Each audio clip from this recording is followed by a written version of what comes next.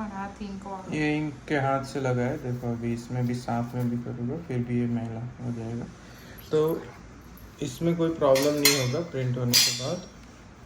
देखो दूसरा करके दिखाता हूँ।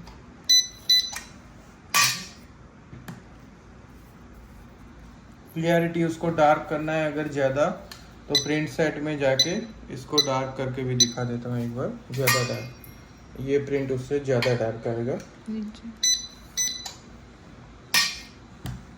उससे थोड़ा लाइटली ज़्यादा है। इमीडिएट सूख जाता है, वैसे कोई प्रॉब्लम नहीं आएगा आपको। क्लियरिटी भी देखो आप।